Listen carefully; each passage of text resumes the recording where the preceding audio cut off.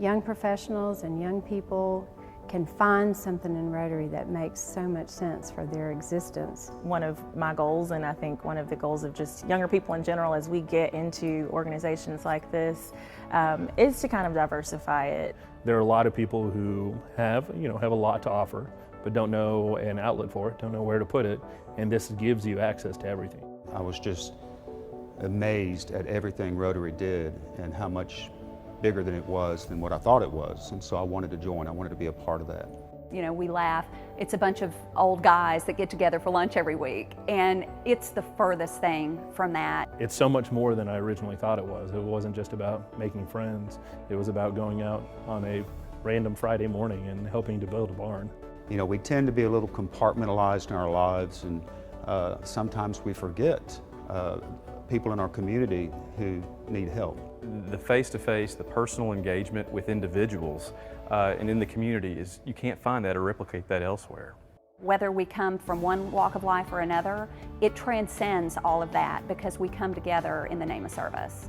As a young professional, I just think it's one of the best things I could possibly have done.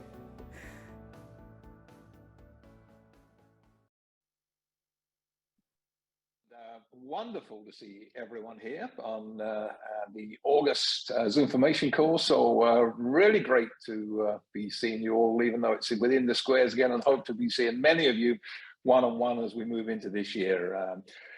Thank you for everything you did last year, as we said. And, you know, July is a startup month, and I know we started well. I was just listening to Terry Weaver, RC Terry from Zone 33, talking about the fact that Zones 33 and 34 are again ahead of the pack when it comes to membership growth in North America. And congratulations. We've got to start now if we want to see the results at the end of the year.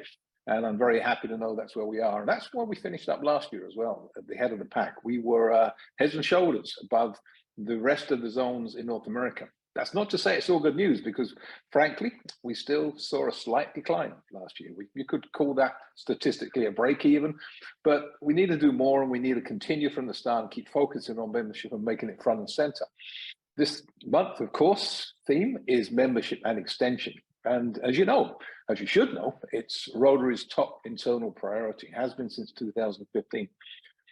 And if that's the case, why are we still struggling in some parts of the world with membership? If we made it our top priority, as we made other things our priority, we made end polio our priority, and we're succeeding there. We made bringing clean water to the whole of Haiti our priority, and we're working to succeed there. The reality is we've got to build year on year and intentionally plan for this. And as you know, that's what we've been doing with our membership action plan.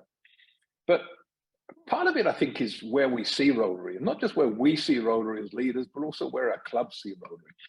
And there's a perennial question that we ask ourselves, you know, are we a membership organization or are we a service organization?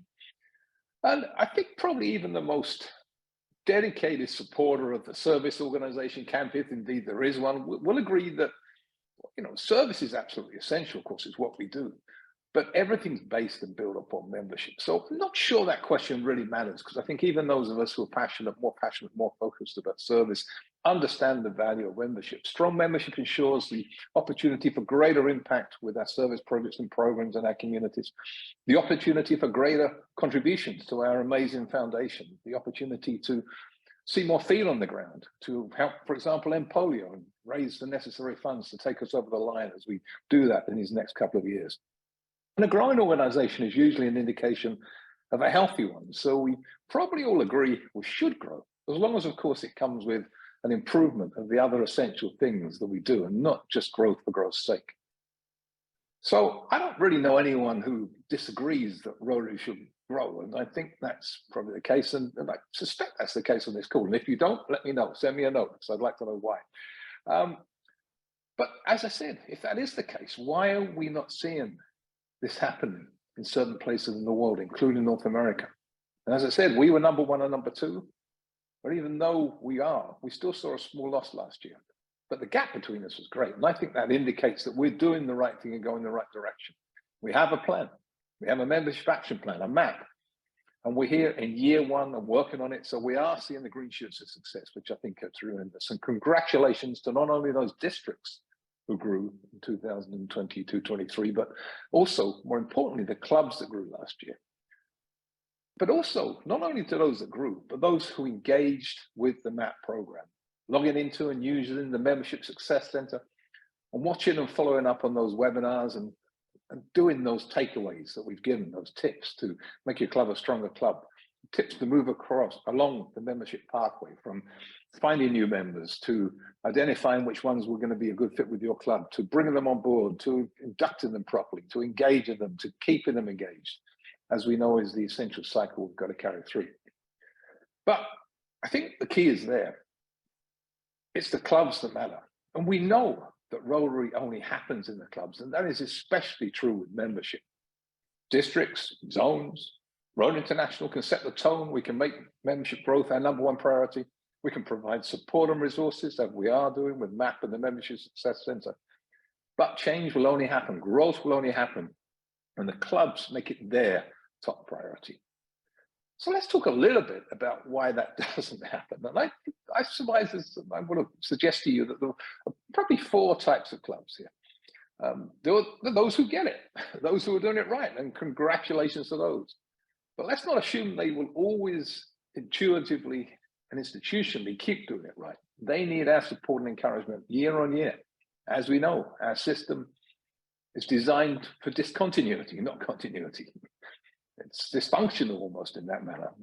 It has an annual refresh, which brings good things in, but it also doesn't allow that growth to happen intuitively year on year without intentionally planning for it. And that's why multi-year plans and multi-year initiatives are so important. And I can tell you, we're doing things at Rotary International's level to make that message of continuity and to make that consistency happen on a more regular basis going forward. So look out for that this year, because there's some things happening that will allow us to deliver that message down into the clubs and for seeing Rotary International walking the talk. But we can't assume the next president will do it unless we institutionalize and intentionally have a plan for membership growth in their clubs. That's something we always do. So that's the first type of club, the ones who get it, but we still need to work with those. But there are other types of clubs out there I suggest we should be more worried about. There's those, and I break them down in 3 categories. There are those who are living in oblivion. Now, oblivion, by the way, is not a small Caribbean island just off the coast of the Cayman Islands. It's a state of mind, okay? But there are those out there who have no idea where their membership is, perhaps until they pay their dues. They have no proactive membership development plan. They'll try a few things during membership month because they're asked to, but they really don't see the connection between membership growth of the right type and the health of their club and their ability to deliver service until it's too late. When they're down to 5 or 6 or 7 members, when they can't find a president, that's the point they start worrying. And we all have those clubs. We know those clubs. The second type I would suggest is those living in denial. And denial is not a river in Egypt any more than oblivion is an island in the Caribbean. So denial is where these clubs think they have more members than they actually do. Those who had 100 members a few years back and have lost track with the fact that they've been dwindling by a handful of members each year. They've probably been counting their gross membership increase as opposed to looking at attrition. They've been taking a look at the attraction, but not the attrition component of what they do. And figuring out they brought 5 in a year, so they must have been growing perhaps even. The reality is they've not noticed the guys that are walking out the door. They lost 5 members a year in the past 4 years. Now they're down to 80. I have to say, there's a certain club in the Cayman Islands that I had that conversation with not too long ago. And we realized that we were living in a bit of oblivion and a little bit of denial. And then the last ones, and those probably are the ones that we have to maybe worry most about, but maybe worry least about. And those are the lemmings. They're the ones who are heading for the precipice of no return with unsustainable numbers and really don't care. They like the club the way it is. They don't care. They've got 5 to 10 members. They don't care. They're happy with the fact that they sit around. They're happy with the one service project they do. And I sort of get that. Maybe though we've got to consider there what we water. Do we water the weeds? Do we focus on others? Obviously, we need to look at each club and the particular circumstances, but let's be honest about this. One of the things we have, and it's a tool that we've never had before, and it's an amazing product. And this is the outcome of, as I mentioned, the Membership Action Plan. That is the Membership Success Center. For those of you who haven't been on it, I implore you, connect with it right now, because what you will see there is what was described by Rotary International staff as a spotlight for every club and district on where they are in relation to their membership. In relation to the Membership Success Center, once you go on there, you cannot live in denial. You cannot be in oblivion. You may continue to be a lemon, but you'll do it knowing where you're going, because it has amazing tools. It has amazing tools that will help you access to the membership, if I can say it, membership webinars, the MAP webinars, access to tracks and success tracks that tell you where you need to go, access to tools that tell you prescriptively what you need to do to improve your club. All those things are there. And what we need to do, what our responsibility is to do, is to take that message to the clubs. So what I'm going to do now, in that segue, is pass over to our guest speaker for the day, none other than Past District Governor George Robertson Burnett, who also is a member of our Membership Action Plan team and runs the Ambassador Program for Zone 34. George, over to you. Thank you, Jeremy, and good afternoon, everyone. Am I the only one that's really shocked to have heard our director say that denial is not a river in Egypt? That's going down as my comment of the day. I'm delighted to be with you all today to introduce a couple of our zones, vibrant districts who have made and are making strides towards vibrancy. They are doing this by using intentional membership strategies to ensure great member experiences and club membership growth. I will also be letting you know about a new membership action plan development later in this segment. As a reminder, the Membership Action Plan, or MAP, is a multi-year membership initiative devised here in our zones and leading the Rotary world in membership creativity, interactivity, and intentional action. It's not just a catchy slogan or limit to 1 year, nor is it a boom and bust program. It is rather a plan based on consistent, moderate, and sustainable growth, and is available to every club throughout our 2 zones. The launch of MAP was 1 year ago, and over these past 12 months, it has been viewed, absorbed, and adopted by Rotarians, clubs, and districts, and is part responsible for our 2 zones being at the pinnacle of membership growth in North America for the Rotary year just past. The program includes monthly webinars highlighting individual membership best practices, plus an absolutely fabulous interactive website called the Membership Success Center, which is a real-time membership identification and planning tool with advice and solutions addressing specific club membership challenges. You can find the link on DACTV or instruction on how to get there in the resources section of Zones 33-34 website. So now let me introduce one of those districts I mentioned earlier, and a leader who recognized the need for a plan and who put together a team to action that plan and crafted great success as a result. I am delighted to have immediate past District Governor Cliff Berg with us today to tell us about the recent experiences of District 7630. Welcome, Cliff. So I have a question for you, Cliff. Recognizing that District 7630 had a very successful year, what were the main elements you and your team employed to achieve this success? I think first of all, you have to recognize there's no silver bullets here. We just kept to the basics. First, we started with a great successful membership summit in September of early on in the year in 22, and got across messages that we've all heard in terms of membership. We're a membership organization, our product is service. If you get membership right, pretty much everything else takes care of itself. If not, everything else struggles. And we need, and attrition is real. And Jeremy talked about that as well.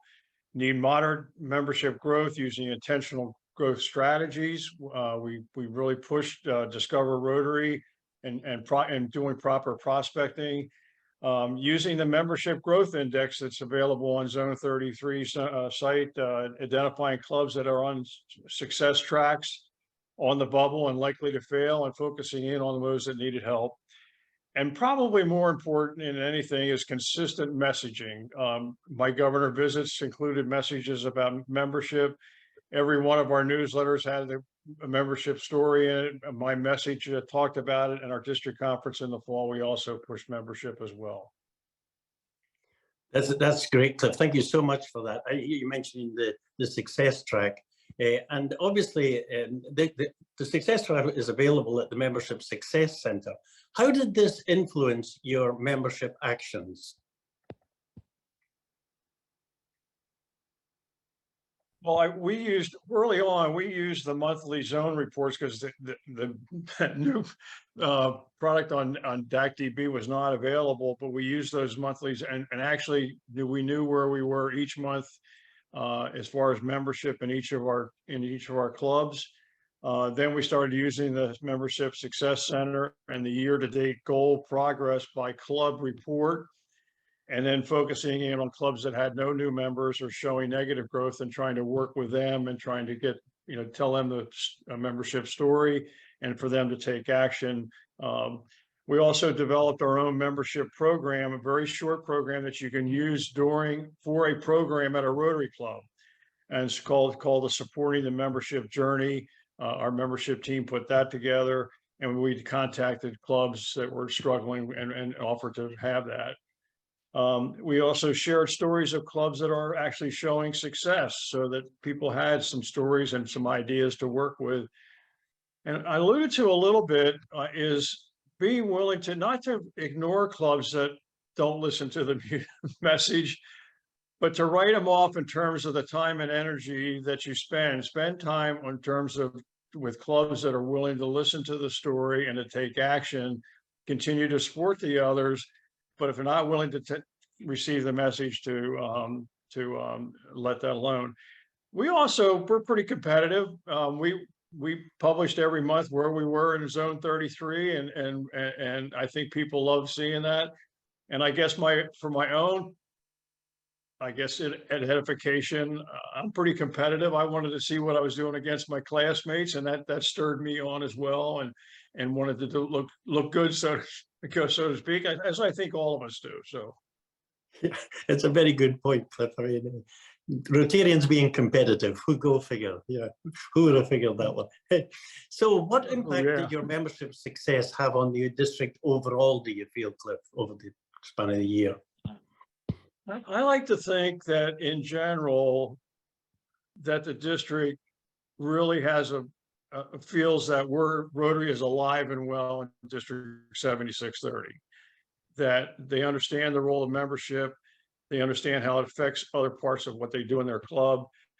We organized our first new club in over 7 years. We established 2 satellite clubs in over age 55 communities, and this year we'll put on an impact satellite club that'll come on board this month. Our foundation giving, somebody talked about earlier about foundation giving. Our foundation giving went up dramatically, total giving up over almost 23%, and our annual giving up over 22.5%. And other things like the Empowering Girls initiative that actually created that impact club that I'm talking about. People started buying into some of the other initiatives that Rotary has. And we had a very successful RILA program with over 125 young people attending. So overall, I think it just helped like I said, when membership works, and if it doesn't work, everything struggles. When it does work, it makes everything else work as well. That's absolutely fabulous. And what a great example of grow more to do more, because boy, your district did fabulously. Thank you so much, Cliff. We very much appreciate you telling us about your membership experiences. And may I also congratulate you and your team at District 7630 on great growth success that you created. So one of the things that the MAP team recognized, cheers, Cliff, thanks. One of the things that the MAP team recognized was that the action plan of necessity would develop and adapt through time. We also recognized that we can have the best membership plan possible, but it will not be successful if it does not reach the people that can adopt and act on the best practices and advice given. And as we all know, there's only one place that Rotary can grow, and of course that is at the clubs.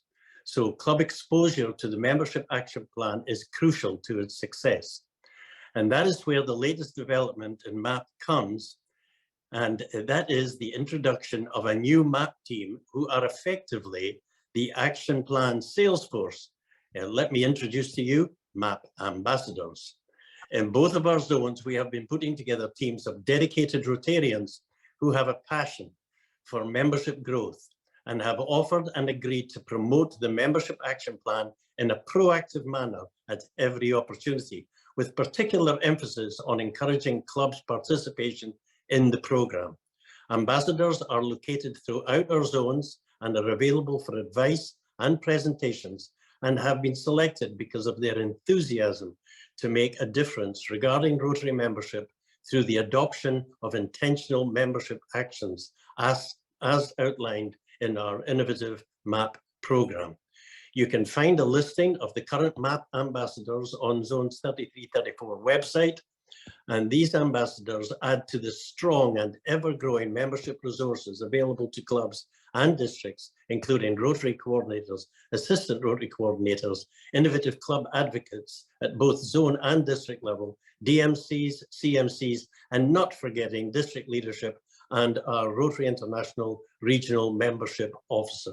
That's a lot of assistance available to help your district and clubs embrace and enhance member experiences and attract the new members our clubs need to stay strong. And now to a district that is meeting the membership challenges ahead, and they're meeting them head on with these intentional strategies and resources. I now hand over to Dawn Harris, the current district governor of District 6980, which is in the fun capital of the world, Central Florida. And Dawn is going to tell us of their plans for growth and the resources that they will utilize. Over to you, Dawn. Thank you, George, for that kind introduction. And my congratulations to Cliff, District 7630, on the success you've had growing membership in your district. Our story here in District 6980 in Central Florida is more of a plan for future success. You know, we have been tracking in our district our membership for several years, and we've been using the tools in the Membership Success Center to help us with that. You know, we find the reports, the information, the tools to be very valuable, and we are trying to get every one of our club membership chairs to participate in the Membership Success Center. You know, we in particular used a report called the Year-to-Date Progress by Club Report to help us spot a problem about 10 months ago. It was last September, October. We were reviewing it, and we noticed a few clubs in particular had some dramatic decreases in membership, but our district as a whole was losing membership faster than we anticipated. Past 10 years, we've averaged 2 or 3%, maybe increase in 2, drop in 3, bounce back and forth. But the last 3 years since COVID, we've had about an 8-9% decrease per year. So what we are really excited about, though, is not just, you know, looking at what's happening, but having a tool like our district and club membership action plans. These templates are allowing us to, you know, we know what's going on, but they are giving us the how-to. And we've got a lot of great resources at Rotary International, the Learning Center, mentors, past membership chairs. But this is something in writing at the district level, and every club we can get together on and say, this is what we're going to do. We can tailor it for every club, and they can use it according to their needs. Perhaps they only need to not change their club culture, but just reach out to the community. Perhaps they need to do more social events, more network events, whatever. It's a wonderful template that can be used by every club as a menu or cookbook for the future. This just didn't start overnight with us. When we noticed this trend about 10 months ago, we started actively working on a plan. One thing we came up with is we really need to get back to basics. Our district has done great things with Million Meal Marathon and all kinds of disaster recovery grants, international grants, local grants, but we need to focus on our membership. It tied very nicely with Gordon's theme of focusing on our members. So we rolled out beginning at Pets this year, and our club presidents are part of rolling out that plan. So I hope to come back to you 10 months from now, maybe 12 months next August, to be able to say our plan was a success, just like we heard from Cliff. Thank you for letting me share what we're doing here in District 6980. And we look forward to visiting with you all in the future. Thank you, Don, for sharing those ideas and highlighting some great resources available to all of us. I hope that this membership presentation has been both informative and stimulating. I know many of you are working on your own plans and ideas. I hope the identification of the resources available to you will help bring you great success in your membership endeavors. Now, I was going to be passing on to Empowering Girls and Dawn and Tina, but I understand that our director would like a few words, and since he's the boss, I'll hand it back to you, Jeremy. Well, I love this power. With great power comes great responsibility. So I'll be brief. Well, first of all, I want to welcome a few special guests, which I wasn't able to earlier. We have here with us today past RA Director John Smudge. John, great to see you. Past RA Director and Treasurer David Stovall, who was also heading up our Foundation Regional Action Plan. David, thanks for being on. My immediate predecessor, none other than Peter Kyle. Peter, great to see you as well, and thanks for being with us today. But as importantly, as all of us, in fact, more importantly than all of us, we have our very own incoming President for Rotary International, the irresistible Stephanie Urchik. So please join me in giving Stephanie a big, big, big Zone 33-34 welcome. You can do it silently by applauding or just hands. There you go. Stephanie, great to see you, and thanks for coming on. And so excited that we're going to be working with you next year with your initiatives, which, although I won't go into detail, really deal with getting Rotary into the clubs and activating our clubs with one of our most important tools, and we'll talk about that more later. And by the way, whilst we're on the subject of activating clubs using plans, I also want to tell you that FRAP, which is our Foundation Regional Action Plan, and the newly to-be-formed CAP, our Communications and Public Image Action Plan, are going global. The Rotary Board of Directors have decided to ask their directors and get their zones and their regional leaders to develop regional plans along the lines that we've done in zones 33 and 34. So once again, we're leading the way. Congratulations. And I want to thank Stephanie for her collaboration and support of those plans as well as we move forward. And these actually started with Stephanie's and Peter's initiatives and that continuity that we are able to build, and we will be building as we pass on to Patrick next year as well. So those things are things we want modeled in the club. So as was said, without further ado, let me now welcome two very special people who are continuing an excellent program, which Cliff mentioned a little earlier, the Empowering Girls one. Our Empowering Girls ambassadors for Zone 33 and 34, Tina Fishlin and Dawn. Dawn, great to see you. Dawn, Rochelle, lovely to see you both here. Take it away, guys. Thank you, Jeremy. Good day to all of you. I'm Past District Governor Tina Fishlin, Zone 34 Girls Empowerment Ambassador, and joining me today is PDG Dawn Rochelle, Zone 33 Ambassador. And there's several advocates for the zones on our committee that are on the call today, so thank you for being with us. We have some great news to share. This is hot off the press. We just learned this past week, with President Gordon continuing this initiative, it was determined by the task force to change the name to Girls Empowerment. This is to align our efforts with other organizations that support girls and to recognize that we do not empower girls. We support girls so that they recognize and value their own power. We will continue as a committee to work to inspire, inform, support, and provide resources to the district and to the members as new information becomes available. Our approach to this initiative is, there it is. Oh, did I go the wrong way? Is aligned with Rotary's action plan. We have some of the best research available in the gender gap study on a global scale. However, we need to know what is happening locally, like in education, health, the ability to make a livable wage. Rotary clubs and districts can participate by creating and implementing projects that enhance the quality of the life of girls and improves their chances of enjoying safe, healthy, and productive lives. They can modify existing projects to include components that focus on girls. We encourage you to create projects that enhance old ones, to invite community partners to join you, professionals that work within the public health, education, and economic development.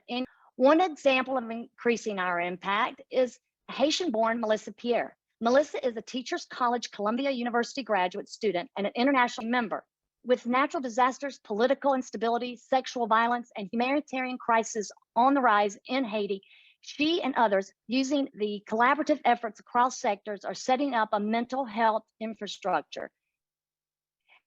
Expanding our reach. Expanding our reach means expanding invitations to join Rotary. We see this initiative continuing as a conduit to grow Rotary, just by engaging in conversations, connecting our communities, to discuss the challenges and celebrate the wins. More importantly, these conversations elevate club projects and community needs. As a membership growth opportunity to engage with cause-based focus, we are super excited about the last month. Creating new channels into Rotary, openness in getting into Rotary, and appealing club options. Now that is expanding our reach. Dawn, talk to us about the rest of the Rotary Action Plan. Absolutely. Thank you so much. And thank you. I think there was a little bit of a bandwidth issue. So we can certainly, if you join us in our breakout room, we'll be happy to go over anything that was missed. But if you can, so one of the things that we want to just kind of celebrate is we believe that with every initiative, we have the opportunity to enhance participant engagement. We know that Rotary is uniquely positioned in every community in the globe to change lives. We know this, and this Girls Empowerment Initiatives, it gives us this way to engage our clubs and communities just a little bit differently by just shifting our language just a little bit. We know that it takes 4 sectors for any need that needs to be eliminated and eradicated and elevated in our world. It takes government, it takes business, it takes advocacy, education, and philanthropy. And what we've seen is the engagement in the sectors of advocacy and education, along with government, just a little bit more in our conversations, because these are the areas that are predominantly interested in things like education, maternal and child health, and menstrual hygiene, etc. We heard just a minute ago, and we didn't pay him to say it, Past District Governor Cliff Berg, he talked about by just holding the space and the conversation, that really is sort of the pixie dust. In fact, by doing so, along with the success that you've heard in 7630, also in 7730, a new club of 22 members has chartered. So we know that by just holding the space, membership is more engaged in Rotary around this issue. So when we think about adaptation, the Girls Empowerment Initiative, we know can make a lasting impact on a generation of girls, but we also see it making a lasting impact on a generation of Rotarians, because we know that we know from Tina and our conversation with different meetings, people will say, I didn't know Rotary did that. Yes, Rotary does this. In fact, Rotary has been engaged with maternal and child health and girls in education, and we can go on and on through all of the projects that all of you on this call have been involved in.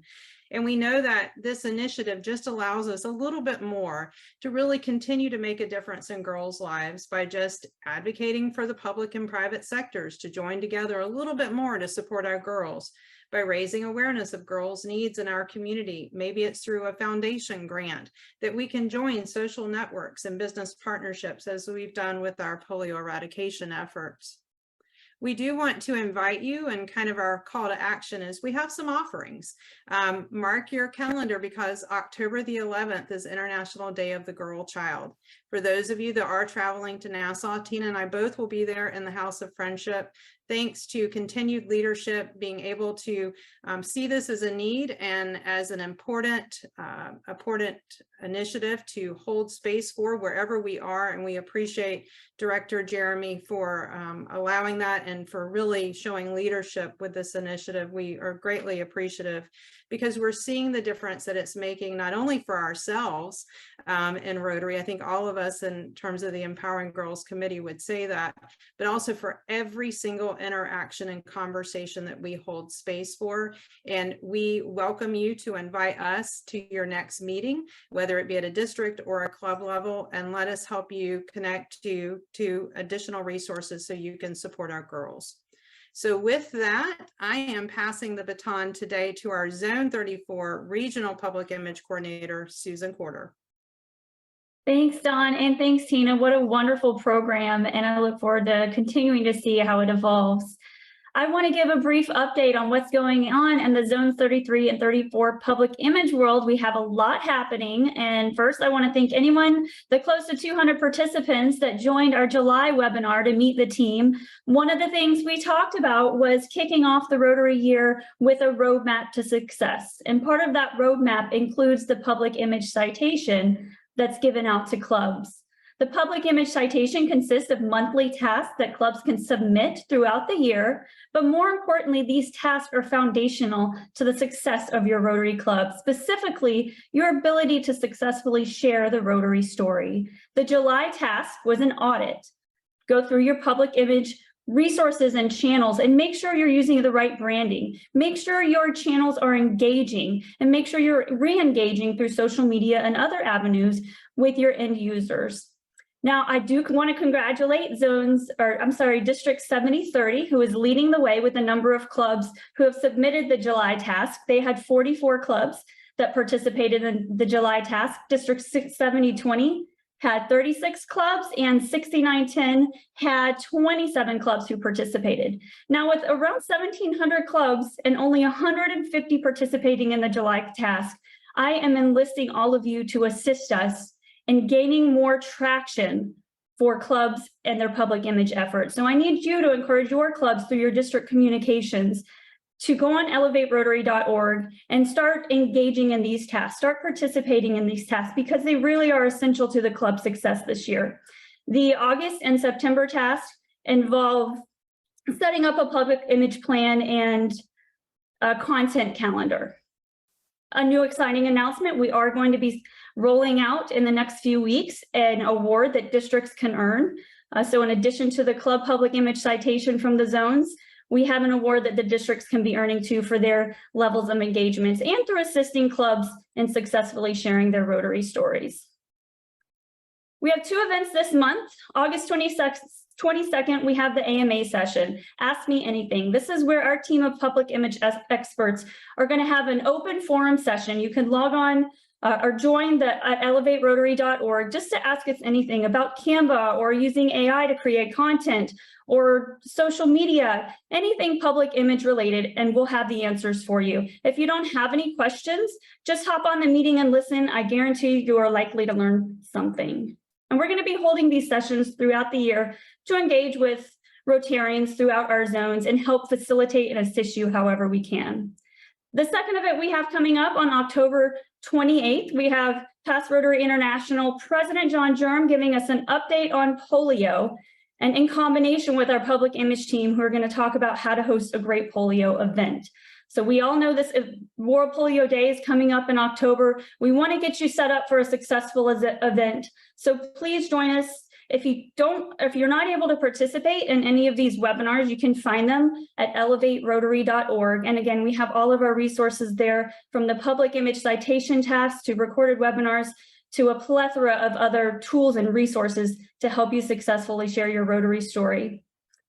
And with that, I'll turn it over to Rotary Coordinator Terry Weaver. Terry?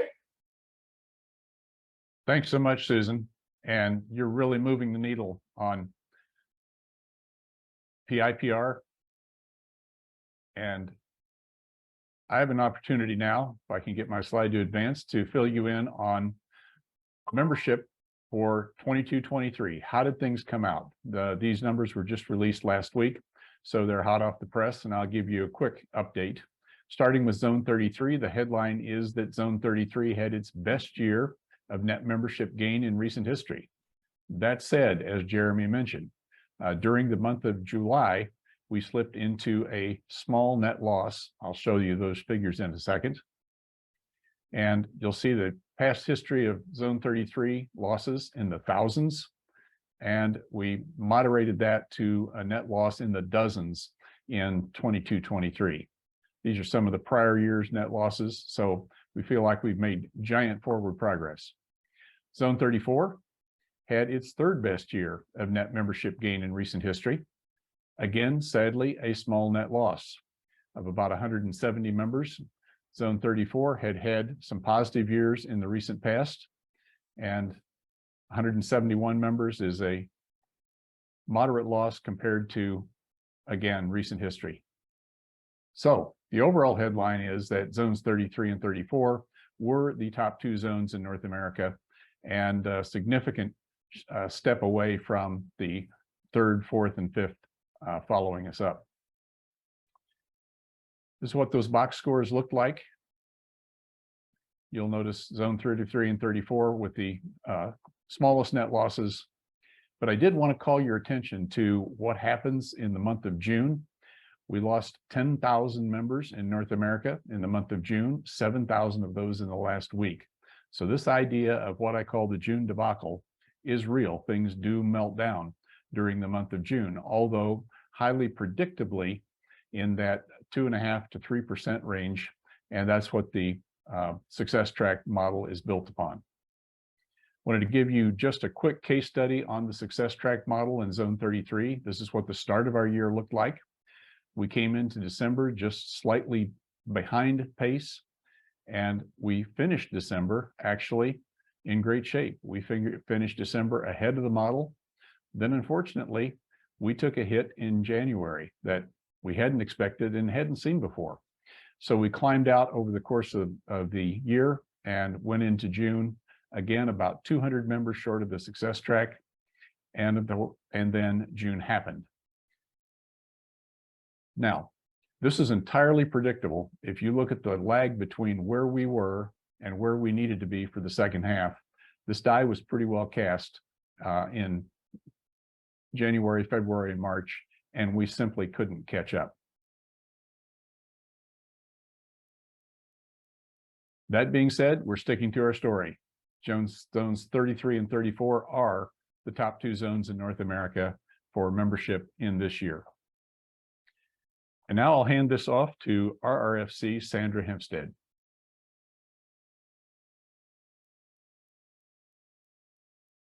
Hello, everyone, and thank you, Terry, for the membership numbers. We are really happy to be number 1 and number 2, and hopefully bringing the membership into positive trends. Now, I know we had talked quite a bit last time in the foundation team presentation. We had identified our Rotary Foundation teams, but I'd like to introduce the folks that are new to the teams.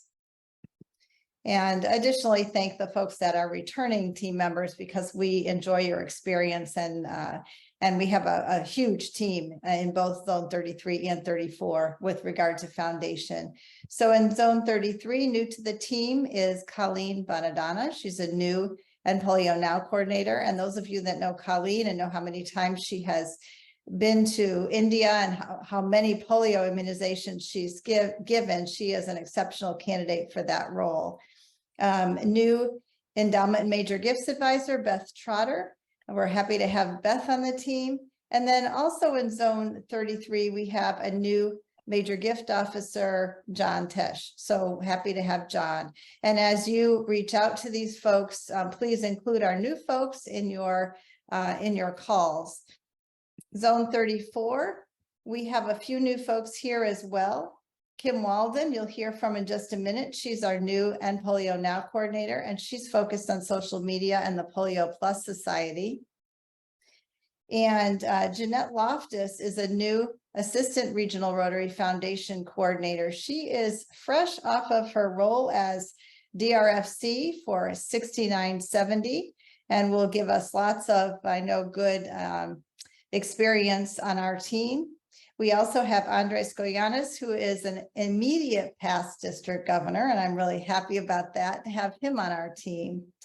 And lastly, I think you'll see that we have included the major gift advisors on our team with their specific areas of interest. And you'll notice, for those of you from zone 33, that you no longer have Rich Glover on your graphic, and he is now appearing on the zone 34 graphic. We're really happy to have him residing in zone 34. These folks all have an international role, so please feel free, regardless of which of our zones they're living in, to please give them a call. And I have a couple of other things I'd like to just mention. These are really a heads up for coming attractions. But Lorraine Angelino, Regional Rotary Foundation Coordinator for Zone 33, and I are working together quite a bit to try to collaborate on some of the things we're doing. We will be collaborating on a newsletter. So you'll see this coming in the second quarter. It will be a combined Zone 33-34 Foundation newsletter. Also, I wanted to give you a heads up. We will be continuing our Projects of Impact webinars to highlight some of the excellent work that's being done in the zones. And our next one will not be until November 9th, but we're retooling how we select the projects and want to invite each of the districts and clubs to submit the projects that they feel they'd like to have highlighted via an online tool. So we're looking for projects that are either completed, successfully completed projects, projects that are in process, or projects that are new projects that you'd like us to highlight.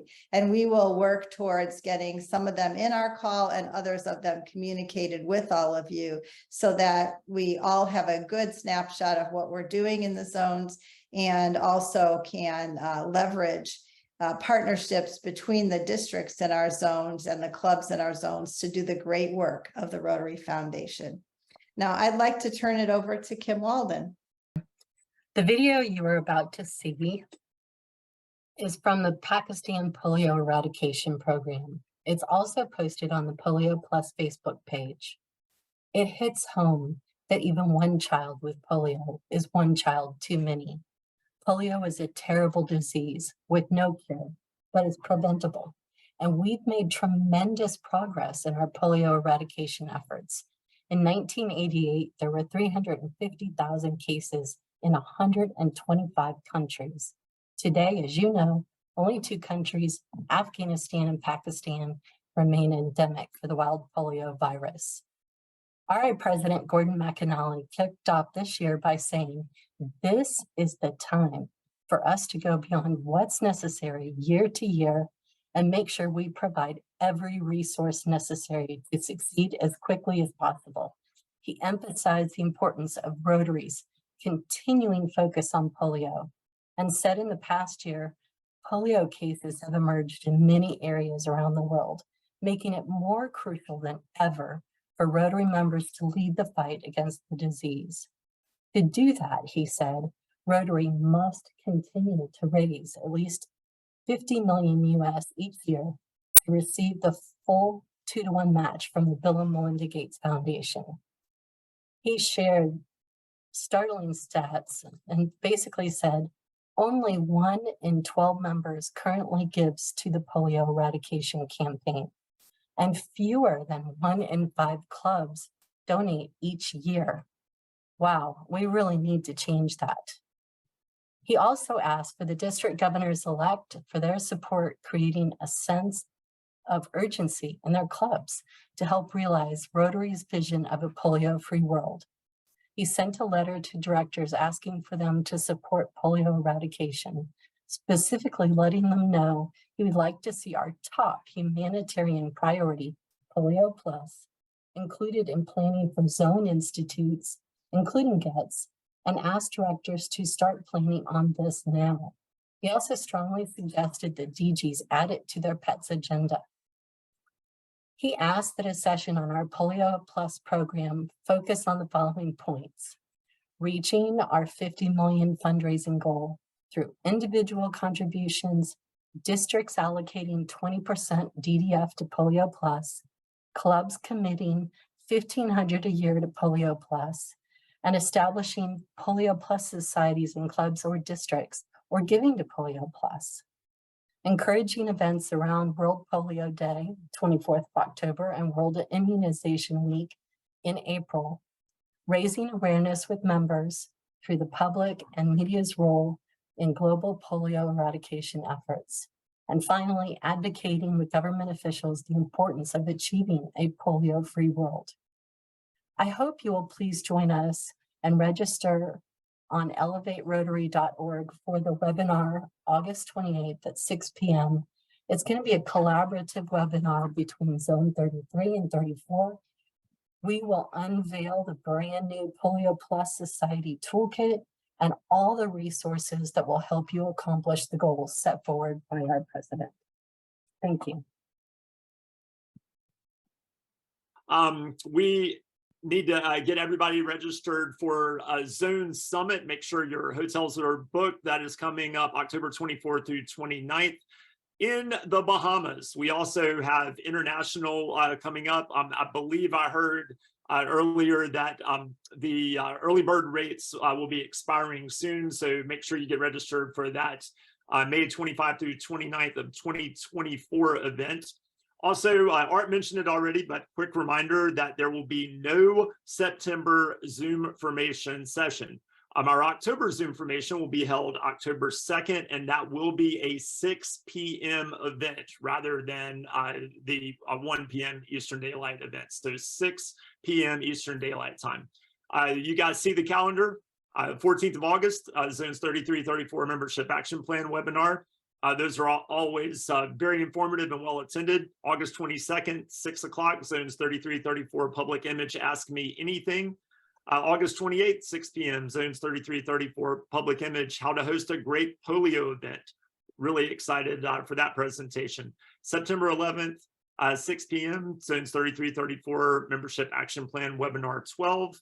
And September 25th at 6 p.m., our Public Image Strengthening Our Brand presentation.